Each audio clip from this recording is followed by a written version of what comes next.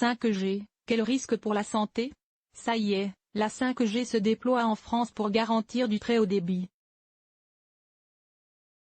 Mais cette cinquième génération de réseaux mobiles, plus rapide et plus performante, soulève des inquiétudes. L'ANSE, Agence nationale de sécurité sanitaire de l'environnement, a publié le 27 janvier un rapport préliminaire sur ce sujet.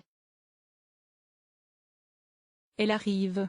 Les premières offres 5G seront lancées en fin d'année et l'autorité de régulation des télécoms a lancé le 31 décembre dernier la procédure d'attribution des fréquences pour la nouvelle bande 3,5 GHz. Pour évaluer les risques sanitaires liés à ce déploiement, l'ANSE, Agence nationale de sécurité sanitaire de l'alimentation, de l'environnement et du travail, a été saisie.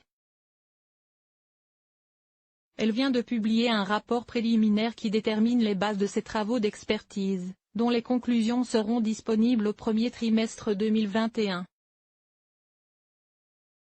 La 5G utilise 3 bandes de radiofréquences plus leur fréquence est élevée, 700 MHz, 3,5 GHz et 26 GHz, plus le débit de télécommunication est important, mais plus la portée et la pénétration de ces ondes dans le corps sont faibles. Des expérimentations pilotes ont été lancées par les opérateurs de téléphonie mobile dans plusieurs grandes villes. Pour savoir où la 5G est expérimentée et connaître sa fréquence, Arcep.fr. La peau est l'organe le plus exposé. Le principal effet biologique de ces radiofréquences est de nature thermique. Or, plus elles sont grandes, moins elles pénètrent, l'échauffement se concentre donc au niveau de la peau. Ainsi, les premières observations signalent qu'elles stimulent la prolifération cellulaire ainsi que la synthèse de protéines liées au stress oxydatif et à l'inflammation. Ce qui pose question sur le risque de cancer de la peau. La 5G a un effet possible sur le cerveau. Des électroencéphalogrammes indiquent une modification de l'activité cérébrale correspondant à l'état de repos, mais les résultats sont pour l'instant contradictoires. La 5G est peut-être cancérogène. Avec la 5G, les ondes sont focalisées vers les utilisateurs, ils sont donc plus exposés. L'Organisation mondiale de la santé, OMS, a reconnu les radiofréquences comme peut-être cancérogènes. Mais, selon l'OMS, les risques sont faibles si l'exposition est mineure.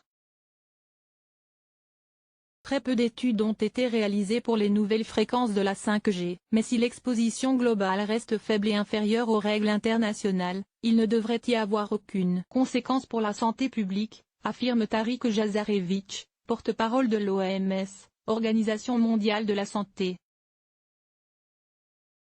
Sauf que cette exposition n'est pas encore mesurée.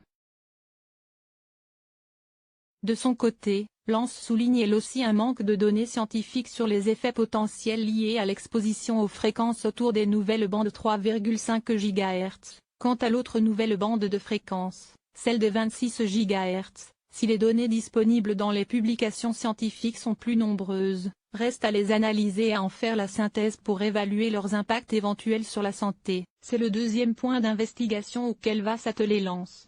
Réponse en 2021.